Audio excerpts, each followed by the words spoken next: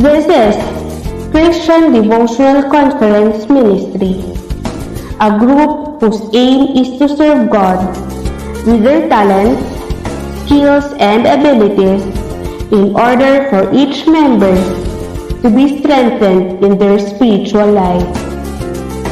This group encourages non-members to do the same, and we wish to help each other in spreading the words of God for more people to know Him as the way, the truth, and the life. This group was originally founded on October 25, 2018 and lasted for 2 years. God used challenges to test this group and was again reunited last March 1, 2021. With God's gift of technology, the group is being heard through and with the help of Mr. Lawrence Christopher Ferrer, and with his output, brings it to Mr. Reynaldo Canlas Benaventura for YouTube posting. Before we start our Teen Talk devotion, let us first listen to our CDCM Reunited theme song, originally composed by Mr. Joseph Amisola Agnad.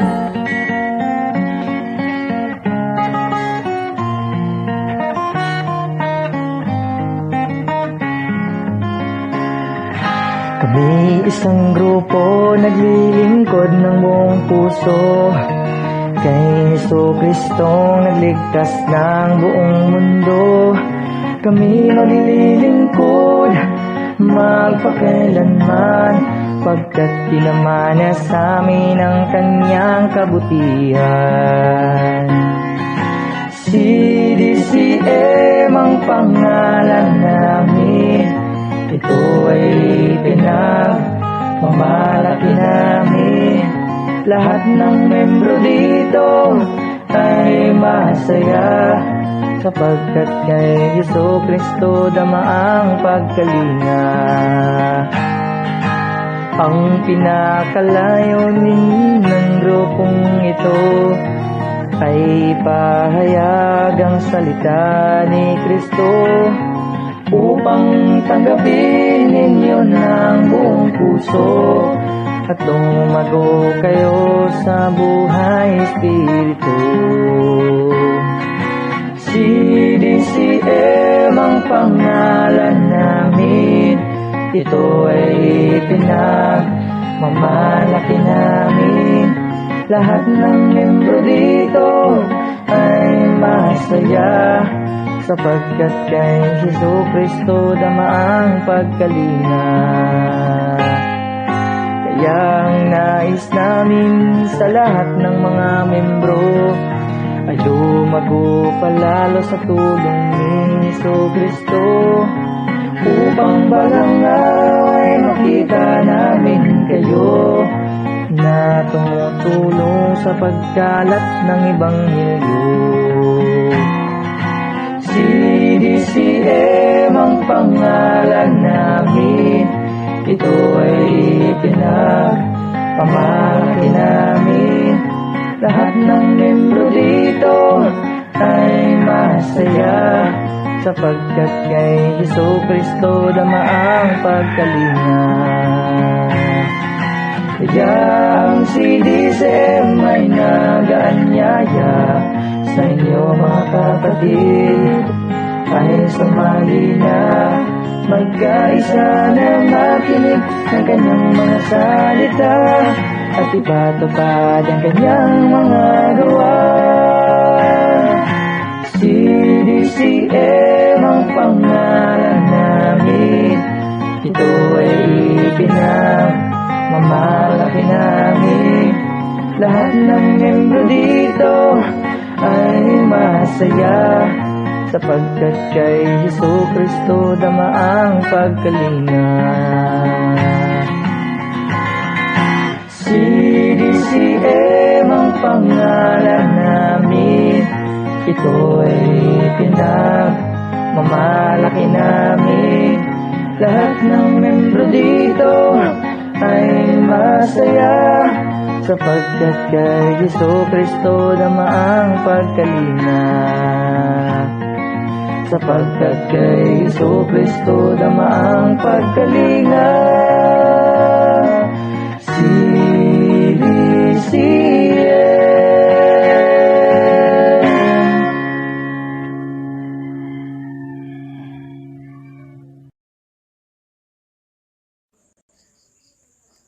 Ayan, okay, so isang mapagpalang gabi po sa ating lahat.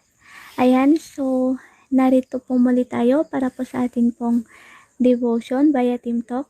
Pero bago po ang lahat, ayan, sa aking i-welcome ang mga umattend po sa ating pong devotion ngayon dito sa Team Talk. At kung meron mang nakikinig sa Trunkline, ayan, welcome din po. And syempre, shout out din po sa lahat po ng mga ka-YouTube channel po natin, mga YouTube subscribers.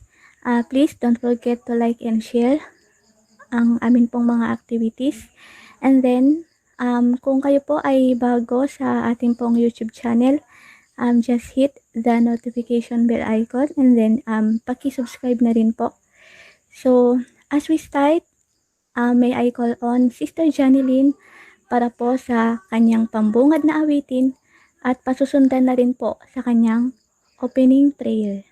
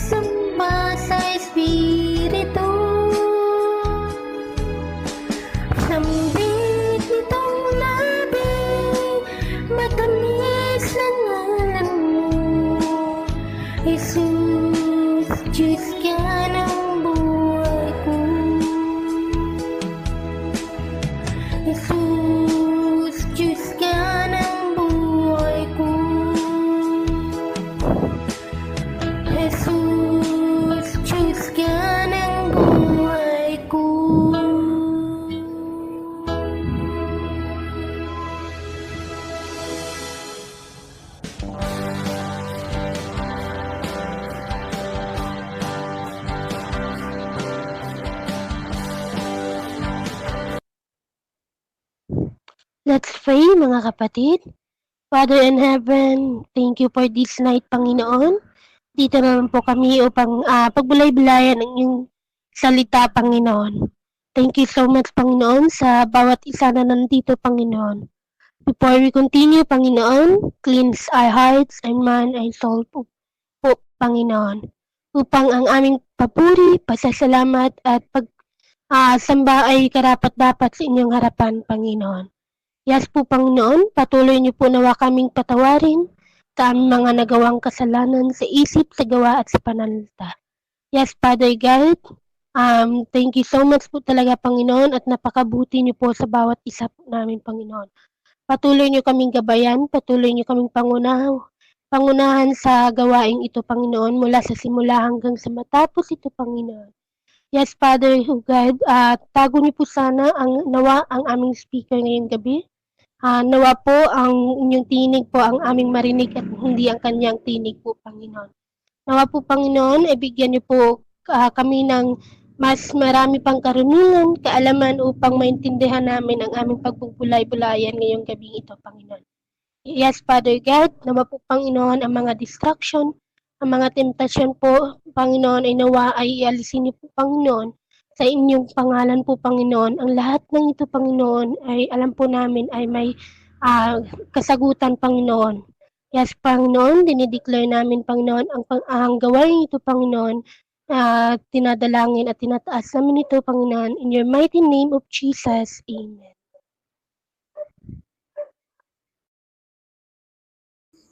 Ayan, so amen. Ayan, so maraming salamat po, Sister Janeline, sa iyong napakagandang awitin and syempre sa inyong panalangin. So, ayan po, so tayo po ay dadako na sa pinaka-important po ng ating gawain. Ito po ay ang pagbabahagi ng salita po ng Diyos. At syempre, sana po ay tayo po ay makinig po sa salita po ng Diyos na ibabahagi po ng ating speaker at naway lahat ng ating pong mapapag-aralan ay isa puso at isa isip po natin to at isa buhay na rin po ito. And then, just share na rin po sa mga taong hindi pa nakakilala sa Panginoon. So, akin na pong tinatawagan ang ating speaker ngayong gabi na wala pong iba kundi si Sister Michelle Espiritu.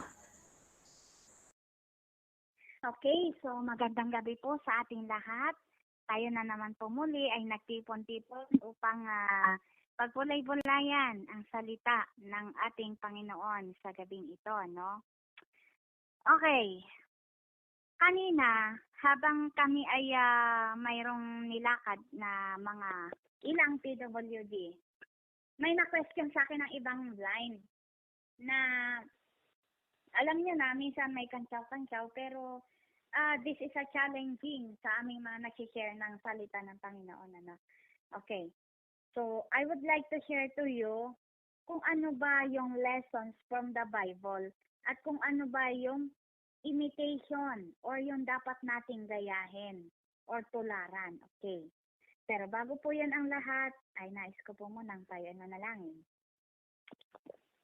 Ama naming Diyos na makapangyarihan sa lahat, salamat sa buong maghapon na inyong paggabay sa amin. Salamat sa inyong walang sawang pagkalinga, sapagkat kung saan man kami naroroon, saan man kami magtungo, ay ang iyong mga mata ay laging nakatingin sa aming Panginoon. Lalong-lalo na sa aming mga walang kakayahan na iligtas ang aming sarili. Salamat Panginoon sapagkat hindi ka nagkukulang na kami ay iyong kalingain. Whatever the failures that we have, whatever mistakes, whatever wrongdoings that we have in our lives, we are still very thankful, O Lord, kasi hindi po ang mga bagay na yun tinitingnan mo. Sa halip, Panginoon, na binibigyan mo kami ng chance upang lingunin ka at upang pasalamatan ang lahat ng iyong ginagawa sa buhay ng bawat isa sa amin. Kaya nga po, Panginoon, ano man yung mga failures namin, ang lahat ng ito hinihingi namin ng kapatawaran, whether unintentionally or intentionally, para walang makahadlang sa komunikasyon at relasyon namin sa iyo. Especially meditating your word or sa pagbubulay-bulay ng iyong mga salita. Salamat, Ama. Ito po ang aming samdalangin sa napakatamis at kapuri-puring pangalan ng buhay na Diyos, magpasawalang hanggan sa pamamagitan ni Jesucristo. Amen. Okay. Ano ba ang lesson at imitation? Ano ba ang mga aral at dapat tularan? Iba po kasi yung aral Iba yung dapat nating gayahin. Iba yung dapat nating tularan. Kapag sinabing aral, whether good or bad, may naidudulot sa ating aral yan. Kapag masama, anong dapat nating gawin? Di lesson yun para hindi natin gawin yung naging cause ng pagiging masama or ng kasamaan.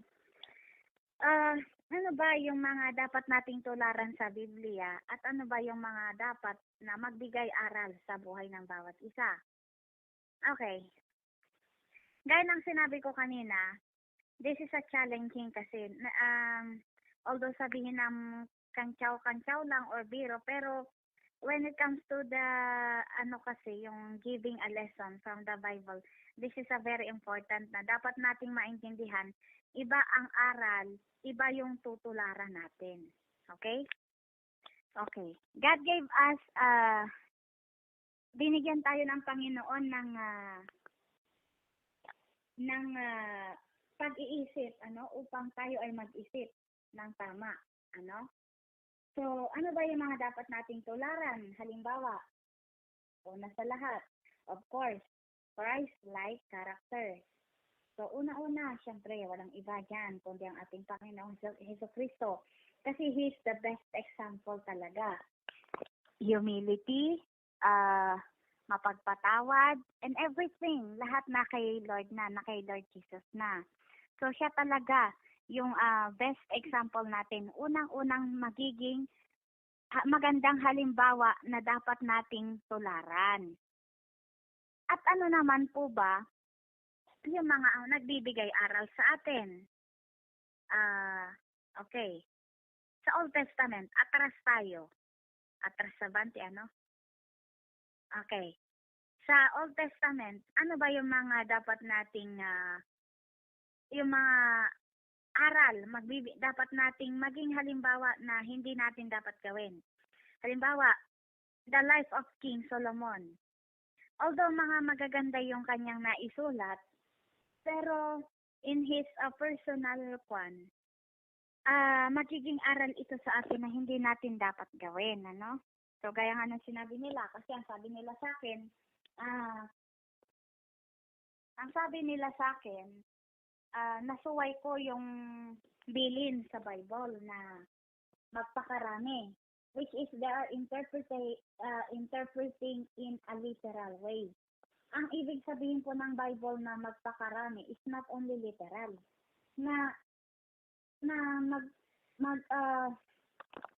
sabawa sa pamilya, magpapakarami ka ng anak, hindi nang ibig sabihin ng magpakarami. Go ye and multiply, ibig sabihin, magpakarami kayo bilang mananampalataya. Hindi man isinulat yun sa Bible na magpakarami kayo bilang mananampalataya.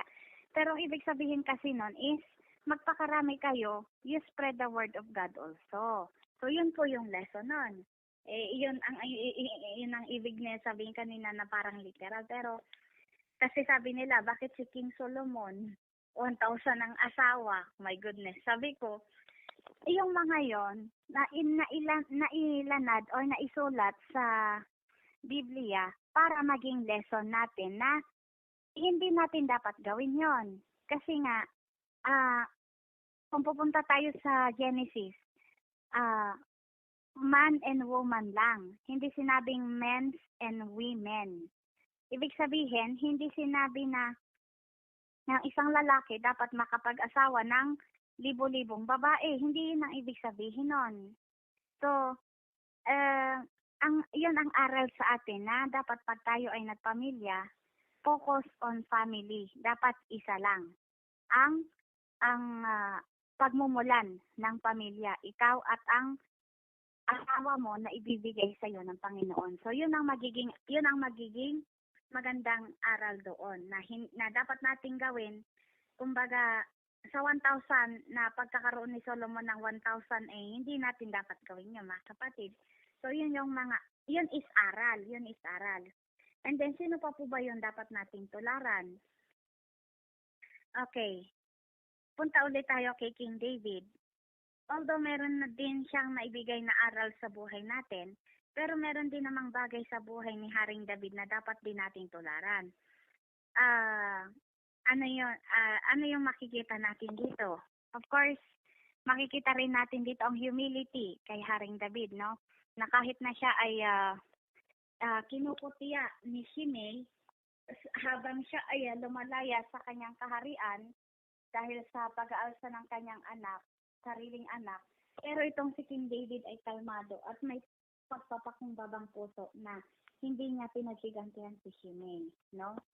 So, yun yung mga bagay na dapat nating tularan, pero as a human being kasi minsan parang ang hirap, no? Pero anyway, with God's guidance and with God's help, walang imposible sa Kanya. Number 3, ano ba yung mga dapat nating tularan? Bilang binigyan ng Panginoon ng pag-iisip, ay alam naman natin ang tama at mali, right? So, halimbawa, ano ba yung dapat nating tularan? Be a peacemaker. According to Matthew chapter 5, if I'm not mistaken, verse 8, ang sabi nga, blessed are the pure in heart, or blessed are the peacemaker, I should say. Blessed are the peacemaker, for they will be called sons of God, or children of God. So, be a peacemaker. Kapag meron tayong mga kaibigan, halimbawa, may kaibigan si Gemma, tapos hindi nakakaintindihan yung mga kaibigan niya, itong si Gemma ngayon, mamamagitan. Bilang isang tunay na kaibigan, magiging peacemaker siya. So, aayusin niya ang gusot sa pagitan ng kanyang dalawang kaibigan na hindi nagkakaintindihan. Yun po ang ibig sabihin ng be a peacemaker.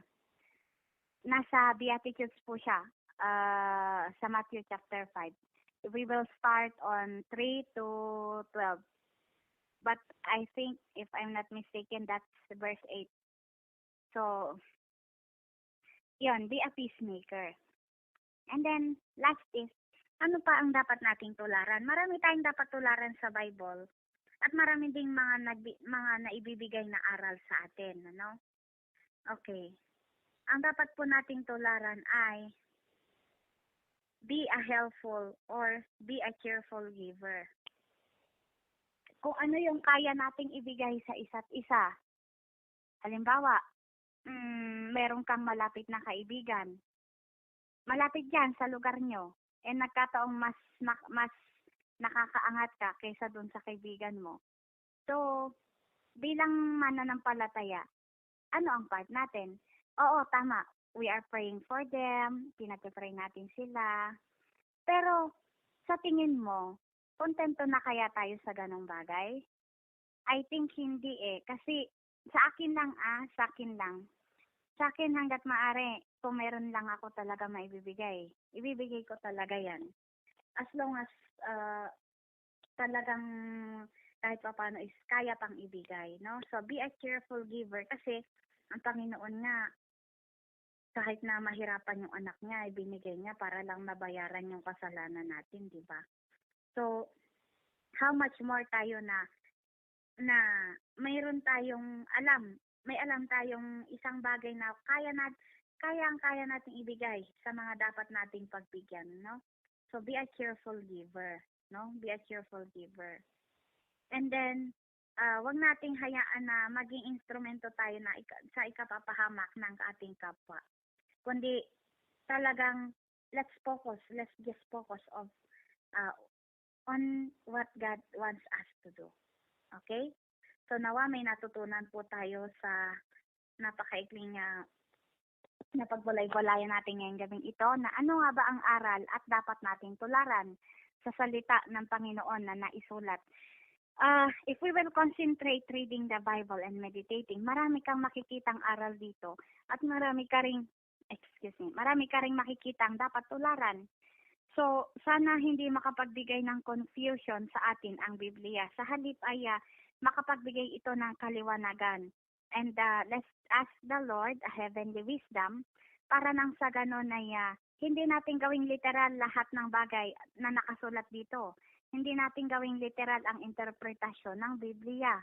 Dapat hilingin natin sa Panginoon ang pangunawa kung paano natin ito mauunawaan. Okay? So, maging lesson po sa bawat isa,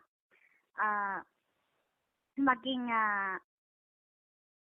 uhawin tayo sa salita ng Panginoon. Manalangin tayo. Lord God, Father, thank you Lord sa yung mga salita na iyong binigay sa amin na mga dapat naming tularan. O siyempre, ang unang-una ang iyong anak na si Jesus na nasa sa kanya na ang lahat, pagpapakumbaba, nagbibigay, mababang loob.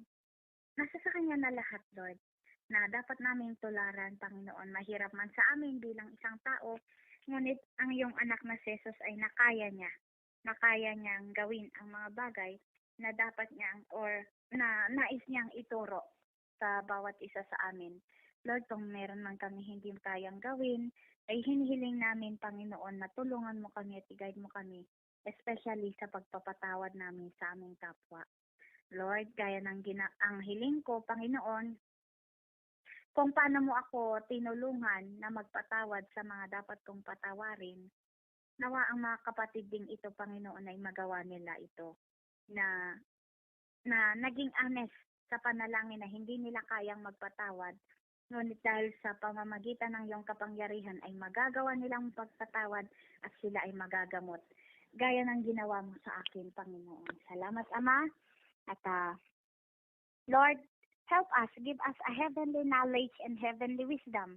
Help us, O Lord, na hindi namin i-interpret lahat ng literal ang bawat salita mo, Panginoon, na wag namin gawing as in literal ang iyong mga salita, Panginoon. Sa halip, give us a heavenly wisdom, heavenly knowledge, para na sa ganun ay maging tama ang interpretasyon namin sa bawat nilalaman ng iyong mga salita sa Biblia, sa iyong Holy Bible. Thank you, Lord. We want to bring you all the highest praises, adoration, and honor and thanksgiving in your most precious name. Amen.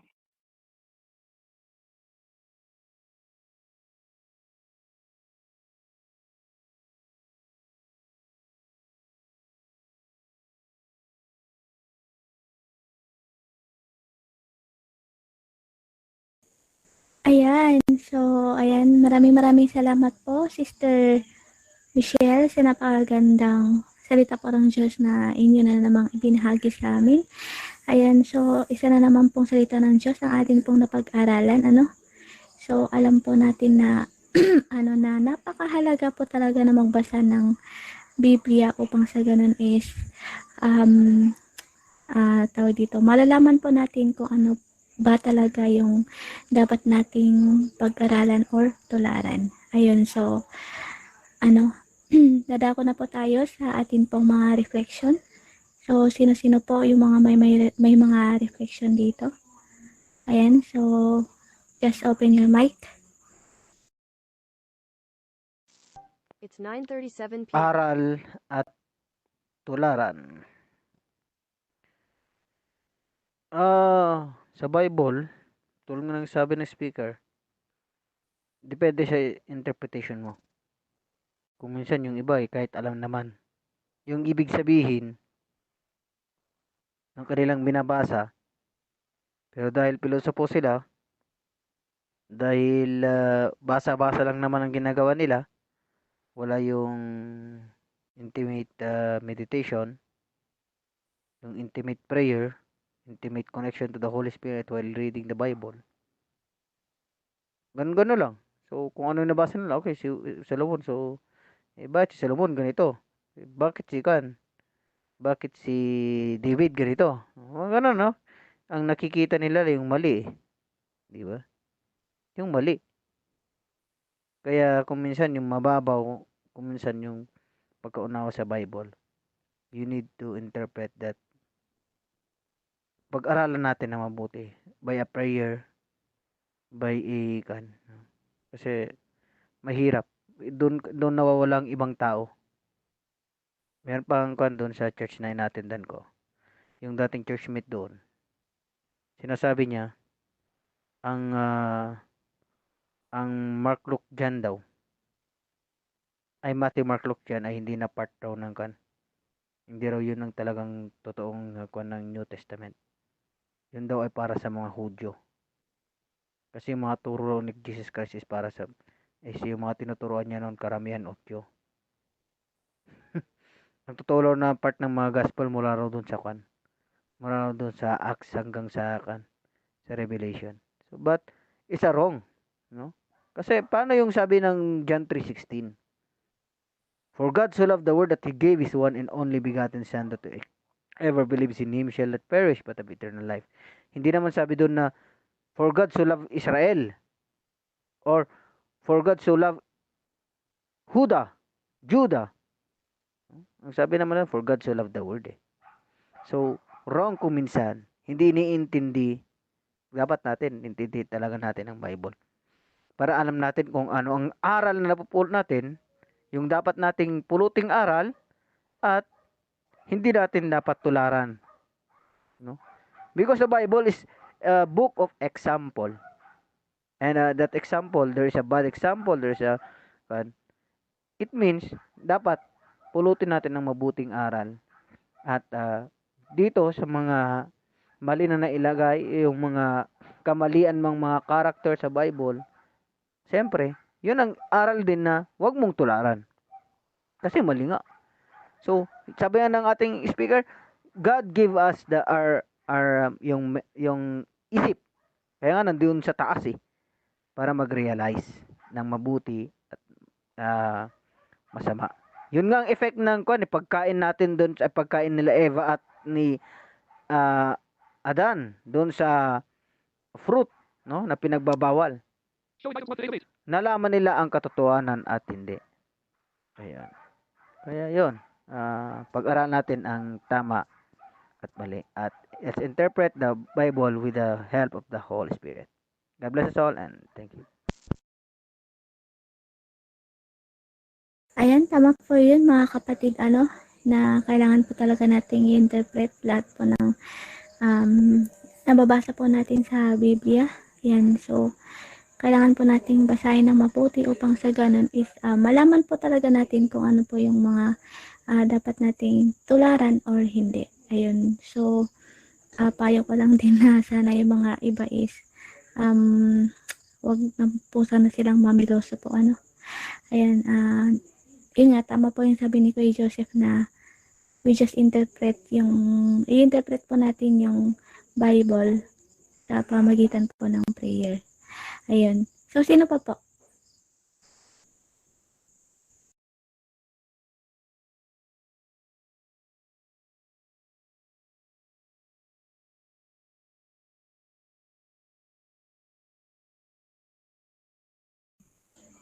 Ayun, meron pa po ba?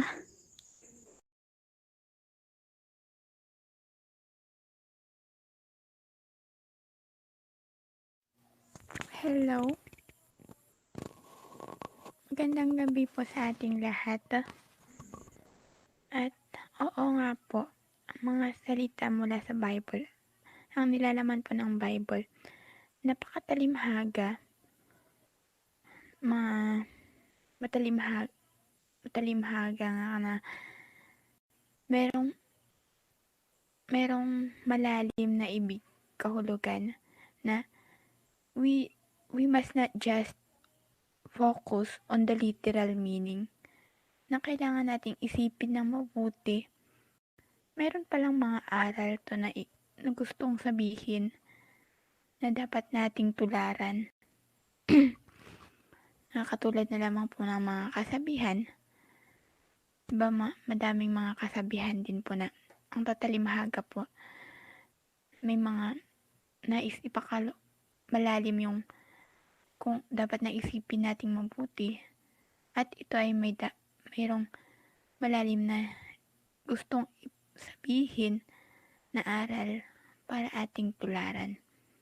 Na siyang magtutulong sa atin sa kung ano man ang ating gagawin at kung anong mga aral ang dapat natin gawin sa araw-araw na pamumuhay natin na siyang tutulong upang tayo maging mas malakas sa ating pananampalataya sa Panginoon. Kaya nga po, Bible, hindi lang yun basta binabasa, bagkos ay dapat nating isiping mabuti ang mga nais nitong, ang mga kahulugan nito, ang mga aral na nais nitong sabihin sa atin. Kaya, opo. At, yun nga po, Bible, na madami talagang, Bible nga, diba madami pong aklat din pong nilalaman po ng Bible. Bawat salita nito, isang salita lang, isang one word nito is madami ng ibig ipakahulugan kung atin itong aaralin ng maayos na dapat natin mga tularan. Kaya yun lamang po. God bless and thank you.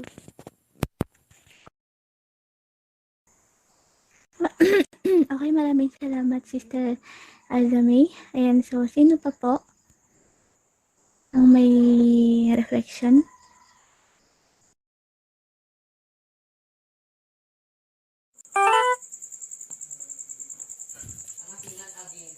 Hello, isang pagpalang gabi po sa ating lahat.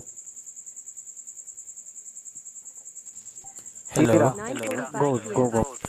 Sige lang po, Kuya. Ayan, so napakaganda po ng mensahe ngayong gabi na napakinggan po natin. So as may reflection po doon sa natalakay natin, so all about usually na napag-usapan is about sa kung ano ba yung Bible. Diba? Bible is it is not a temporary book lamang, diba? So, marami po yung mga nilalaman talaga ng Bible na kailangan po nating kapulutan ng aral at yung mga nailagay po doon na hindi naman po, let's say sabihin po natin na medyo, or sabihin natin na negative. Pero hindi naman po ibig sabihin na nailagay po yung mga ganong teksto sa Bible is yun po yung gagawin natin or tutularan natin. Hindi po. Diba? Yun po yung mga bagay na kung saan is doon po tayo namumold or doon po tayo natututo. Diba? Natututo tayo na kung mali po yung nabasa natin or kung mali po yung nakita natin doon is namomotivate po tayo na hindi po natin dapat gayahin yan. Diba? Kaya madami po yung mga teksto sa Bible talaga na kailangan po natin ng malalim na analyzation. Diba? Kailangan po natin basahin ng maayos or kailangan po natin ng mabuti interpret. Sabi nga po kanina, diba? Dapat magkaroon po tayo ng let's say malawak na pangunawa sa bawat teksto na binabasa po natin sa Biblia. Not only na tayo po ay nagbasa na or binasa na natin is tama na po yun. Diba? So, kailangan pa rin po natin mga kapatid na talagang mas malalim o kaya deeper and deeper yung pagbabasa natin sa Bible at saka kailangan po natin ng deeper analyzation sa lahat pa ng mga binabasa natin teksto. At isa pa, kailangan din po natin na mas lawakan yung pangunawa natin para nang sa gayon is talagang mamotivate yung utak ng bawat isa sa atin o yung utak na nagbabasa na kung saan talagang andun talagang isang verse is talagang i-analyze mo kung ano ba talaga yung pinaka ibig sabihin nun o ano ba talaga yung nais iparating ng verse na yun sa buhay mo. Like for example in John 3:16, di ba? Sabi din kanina, nabanggit po itong verse na ito. Hindi lamang po nangangahulugan na pagkakaalam mo, mahal ako ng Diyos, mahal ako ni God kasi dahil sa pagmamahal niya sa akin, binigay niya yung kanyang kaisa-isang bugtong na anak. Hindi lamang po yung pang-interpret natin doon di ba? Andun pa rin po doon yung may babalawin ang Panginoon doon, di ba? May warning ang Panginoon doon. 'Di ba? Yung sabi niya kung ang sinamang sumampalataya ay hindi mapapahamak kundi magkaroon ng buhay na walang hanggan. So napakalinaw po na it is a reminder for us, no? Ito po ay isang babala sa ating lahat, 'di ba? Na kapag hindi ka sumampalataya sa Diyos, ibig sabihin ikaw ay mapapahamak. Ano ibig kong sabihin? Alam natin kung dalawa lang po yung pwede natin puntahan when kapag tayo po ay namatay, di ba? So, kapag tayo po ay nanampalataya sa Diyos, di ba? 100% po na alam po natin kung saan po tayo pupunta. Dahil yun po yung sabi din po niya doon sa John 14:6 po yata yan, kung if I am not mistaken, yung sabi niya doon na I am the way, the truth, and the life. No one comes to the Father except through me. Sabi po niya. Kaya mga kapatid, sa Bible talagang kailangan po talaga natin na lawakan yung pangunawa natin. 'Di ba? Not only in reading na inahalin tulad po natin sa isang pocketbook or sa isang mga books na nababasa natin like history, yung mga ganyan. Hindi po dito po sa Bible, pag Bible na yung pinag-uusapan, talagang iba itong Bible. Talagang kailangan po natin ng deep analyzation, di ba? Kaya mga kapatid, as my conclusion or reflection dito sa dito sa natalakay natin ngayong gabi, let's continue to read the Bible and kailangan po natin ng malalim or malawak na pangunawa. Lawakan lang po natin yung pangunawa natin, and let's continue to understand kung ano po ba yung nais iparating ng mga mensahe na atin po napapakinggan sa Bible, ba? Or ating nababasa sa Bible. And of course, sa mga nagpipreach din po sa atin, kung ano man po yung mga mensahe na nais na sinasabi nila, as long as you understand everything, as long as nakuha mo yung verse, nasundan mo yung verse, pwede po natin i-meditate yun. Pwede po tayo mag-meditate. Not only in listening, kailangan din po natin ng deeper studying about sa napakinggan natin. 'Di ba? Kaya napakahalaga po na tayo na nasa sa atin po ang Panginoon.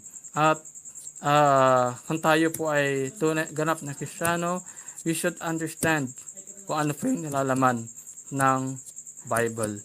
So, I will repeat, Bible is not an ordinary book na binabasa lamang po natin. Ito ay holy book po. Ayan. So, bilang Kristiyano, kailangan po talaga natin ng deeper understanding regarding to our Bible. Yun lang po at maraming salamat. God bless us all po. Ayan, so maraming salamat po, Brother Bernard, for that wonderful reflection. Ayan, so sino pa po ang pwedeng mag-share?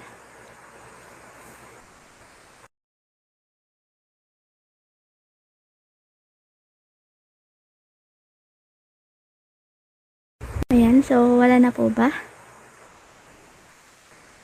5, 4, 3, 2, 1. Ayan. So, ayan po. Before po tayo magtatapos, ayan. So, shout out po muli sa atin pong mga YouTube subscribers. Ayan. So, don't forget to like and share lahat po ng mga activities na inyo pong napapanood sa amin pong YouTube channel. Ayan. So, sana ay lahat po ng activities namin ay inyo pong mapakinggan at inyo na rin pong ma-share. Ayan. And then sa mga baguhan po, ayan, so paki-subscribe na rin po. And then kami po ay abangan nyo po muli sa amin pong next na activity. Ayan, so ako po ang inyong lingkod, ang inyong presider, Sister Mary Joy Saking, na nagsasabing have a blissful night. And pakiabang na lang po ang aming pong worship night this coming Sunday. Ayan, so sa ating pong pagtatapos, yan akin na pong tinatawagan ang ating pong closing song na wala pong iba kundi si Brother Greg Tanget, at pasusundan na rin po ng ating pong speaker sa kanyang of eye closing prayer.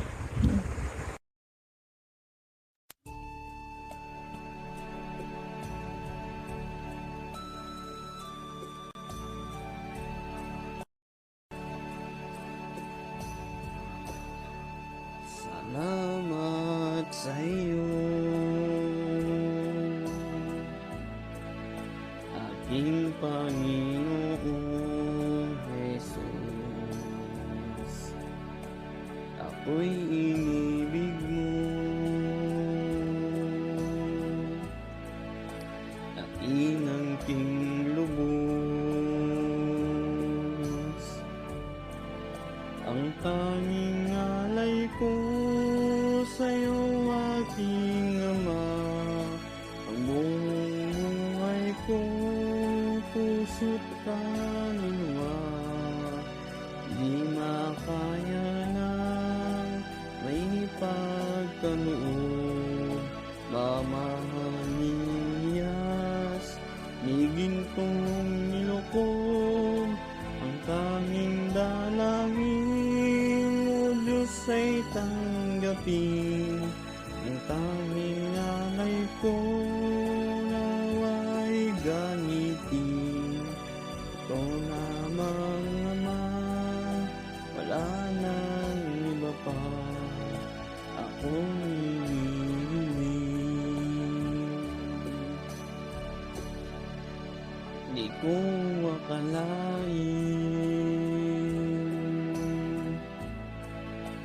ako ay binigyang pansin. Ang taong tulad ko, di dapat mahalin. Ang tanging alay ko sa'yo, aking Ama, ang buong buhay ko, puso't kaluluwa, hindi na kaya ng may pagkaloob, mamahaling hiyas, igintong nilukob, ang tanging dalangin mo, Diyos, ay tanggapin. Tanging alay ko, nawa'y gamitin. Ito lamang, Ama, wala nang iba pa akong hinihiling. Aking hinihintay ang iyong pagbabalik, Jesus. Ang makapiling ka, kagalak ang lubos. Ang tanging alay ko sa'yo, aking Ama, ang buong buhay ko, puso't kaluluwa, hindi makaya ng may pagkaloob, mamahaling hiyas, ni gintong nilukob, ang tanging dalangin mo, Diyos, ay tanggapin. Ang tanging alay ko, nawa'y gamitin. Ito lamang, Ama, wala nang iba pa akong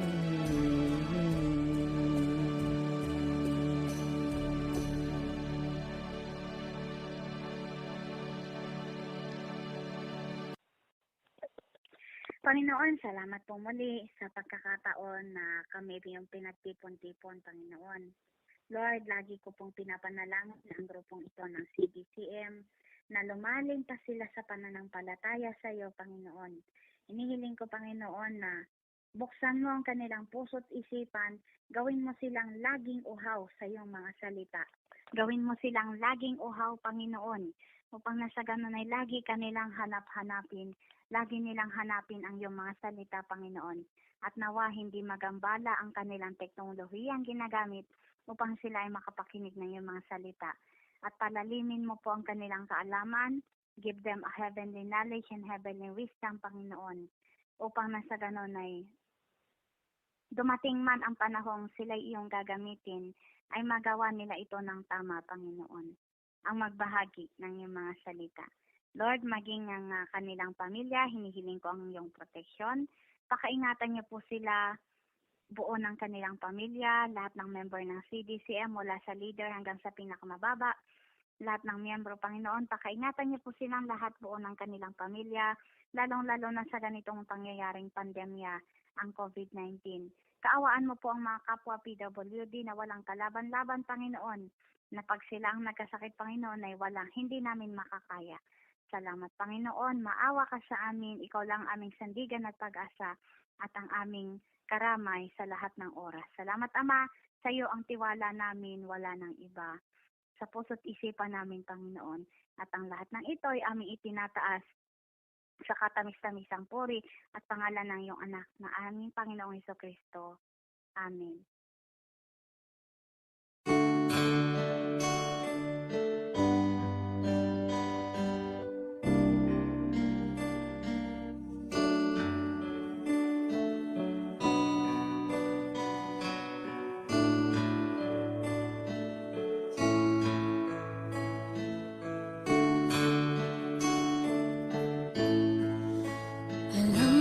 That ends our devotion via Team Talk for tonight.